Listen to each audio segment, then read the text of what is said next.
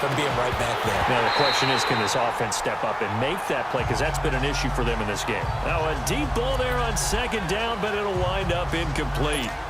We saw this a lot in the first half, and it continues. These receivers just not able to get much separation. So that means they have to win the 50-50 balls. They've got to go up with the defender and find a way to start coming down with them. And this time, contact and another incomplete pass. This offense in desperate need of a conversion as they come up on third down. Hey, Rip 5-2, on here.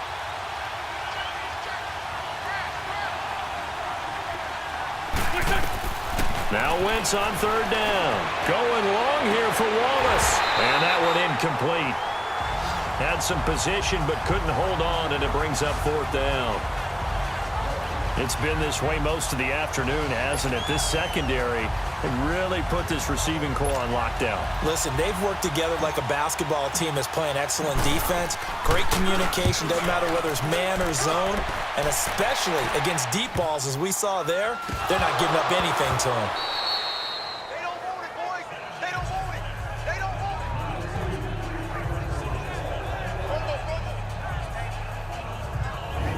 It's been a struggle all game for them on offense. This was a chance to maybe provide a little bit of a spark with a punt return. Unfortunately, that spark got doused. Yeah, and you call special teams the third phase, but you see here it can be the first phase sometimes. That is so true, right? It can ignite it one way or the other, and boy, that didn't help them at all. Goes underneath for Sproles, and he'll be brought down at the 27-yard line. 5 yards on the pickup, and that'll make it a second down. So many times you hear today's NFL described as a space game. Get your best players into space with the football in their hands. That's why sometimes you just swing it out to your runner, get him out in the flat, and let him have a chance to make people miss an open field. It's the Eagles behind on the scoreboard, but with the football here as we start the fourth quarter. Let's go, let's go, let's go.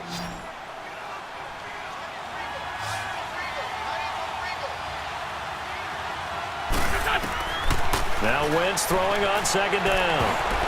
And that one got tipped.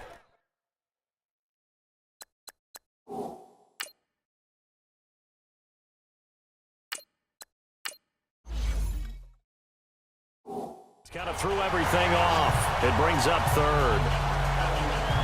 He started out having some troubles back in the first half connecting with his receivers. Really hasn't gotten a whole lot better. Yeah, he's at less than 50%, and you and I both know that just won't do. So I would think about spreading things out, putting it on the receivers, make them win those one-on-one battles on the perimeter, and find their way open.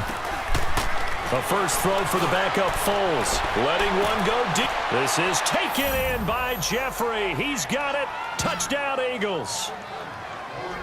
Alshon Jeffrey, 27 yards. And the Eagles take advantage of good field position on the turnover to cash this one in. And that was really just a great battle for that football on both sides. The result is a touchdown. Ordinarily, I'd like to say it was a win-win, but it really wasn't because the defender, while he was there with excellent coverage, he didn't get the benefit, did he? But he's not going to get chewed up in film session, will he? No, he was right there. They'll tell him, okay, of course you need to knock the ball away, but they won't be too upset with him. He did his job for the most part. Elliott good with a PAT, and that will get him one closer. They had the short field, and they made quick work of it. Just 2 plays to get into the end zone. Elliott now to kick this one away.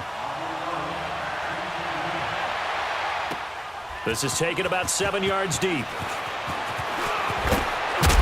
And the decision to come out is going to cost him 5 as he's taken down right at the 20. Back out onto the field now comes the New Orleans offense. I'm curious to see, Charles, about the play calling on this drive. Last time out, the interception that led to a touchdown. Here we are. I mean, very close, one-score game. Yeah, and if I'm a defender, I'm actually chirping Chili on the other side of the ball, saying it. Now look at this. They get the turnover they needed. It's intercept. And now a fumble. The ball's out.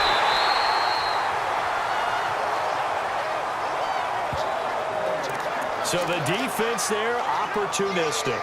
It's nice to give them credit, isn't it? Because so many times it's more a matter of what the offensive guy didn't do. He didn't secure the ball, didn't cover up.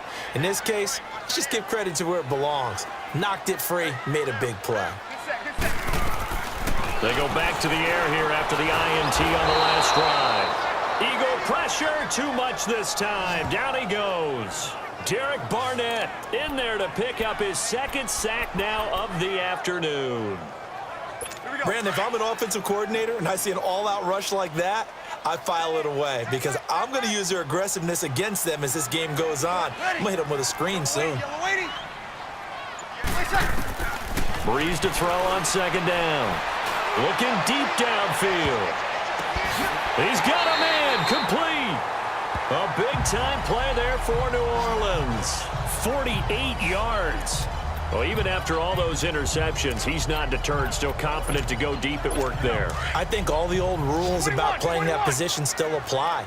If things go wrong, you still act like you're the best player out on the field. You still carry that supreme arrogance with you and continue to fire the ball. I've seen guys have games like this, and this is where you find out if you're great or not. Can you overcome some interceptions and still lead your team to victory? The completion good for 3, and it's second down.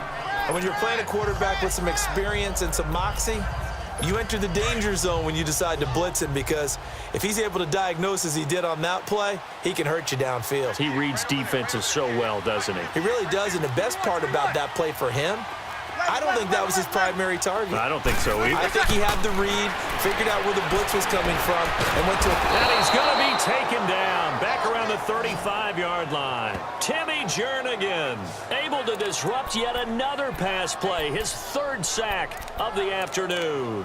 This offensive line flat out cannot handle this pass rush. We've seen it demonstrated time and time again to the tune of 7 sacks in this game thus far. 3rd and long now after the sack of Breeze, and the Saints up against it here.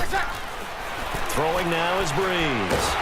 Under pressure again, and down he goes again. Timmy Jernigan. Who else? He's in there for his 4th sack of the afternoon. Great job defensively. I think he was trying to go through his progressions, find someone to get rid of the football. Before he knew it, he was on his back. So that just brings us right back to what you said in the beginning. A great job defensively. Nowhere to go with the football. That led to the sack. So on 4th down, out trots the kicker in a big spot here. And this will be spotted on the other side of the field. It's a 61-yard attempt.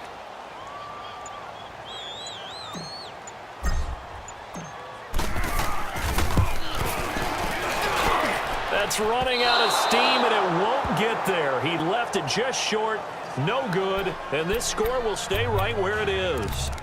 Everything looked good. Good snap, good hold. Sometimes, though, the ball just doesn't want to go where you want it, and this one winds up no good.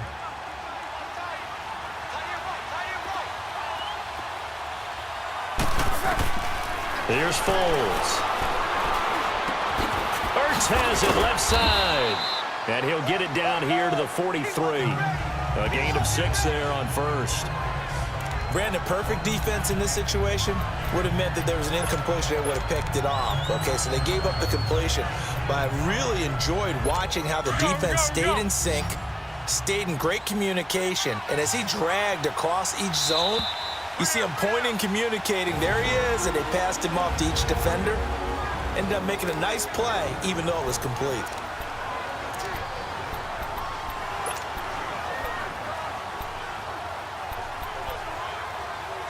So it's Eagle football here as we get you reset. And let's see what they've come up with offensively after having time to talk it over.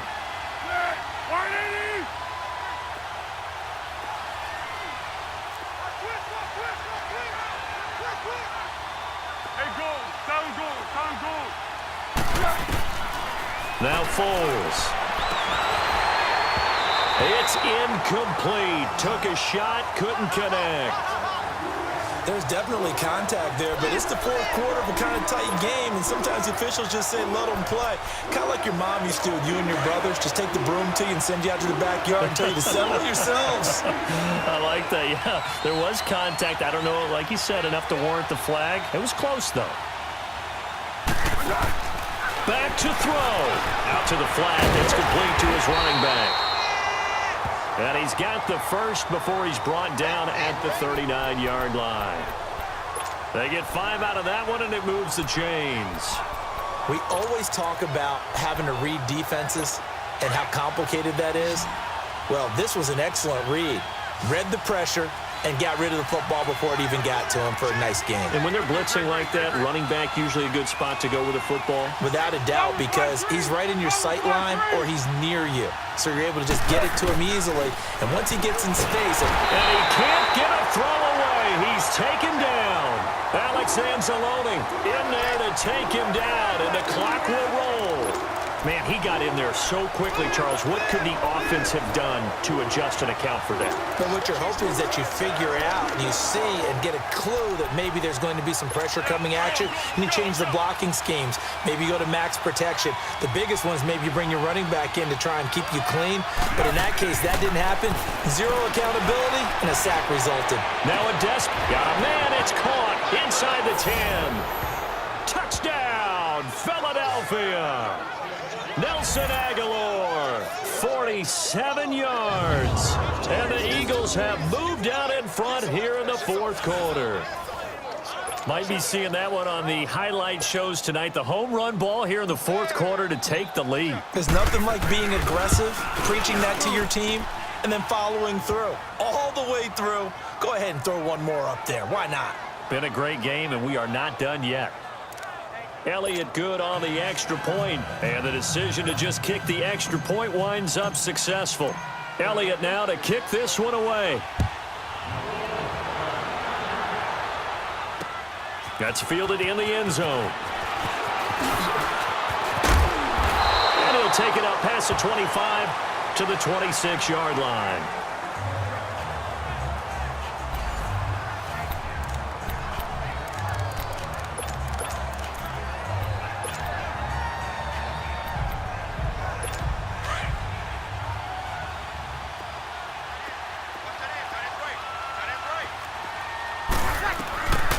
To throw. And, a crusher there as it's intercepted. Picked off by Ronald Darby. And he takes this one back into the end zone. And the Eagles defense gets a pick-6 TD. That's the story of the game. They've been suffocating all game long on defense. They were suffocating there again in a big way. And they've done it not just by out-athleting them, which is often the case, but by being able to adjust to anything they tried to throw at them and beating them to the punch each and every time. This was a defense that was well prepared. Elliott good with a PAT. And the decision to just kick the extra point winds up successful. So they'll get another shot on offense following that pick-6. And now the kick is away. That'll be taken in the end zone. And he'll bring it back to just about the 25. Call it the 24-yard line. Out onto the field comes New Orleans. And fresh off the pick-6, they've got to forget about that quickly. In this case now, the guy throwing the ball, he's got to be like what we talk about with defensive backs who get beat for a long touchdown. Short-term memory. Pressure comes, and down he goes. The Eagles get there for the sack. Derek Barnett in there to drop him as the clock continues to roll. 21. Left. On second down, here's Breeze.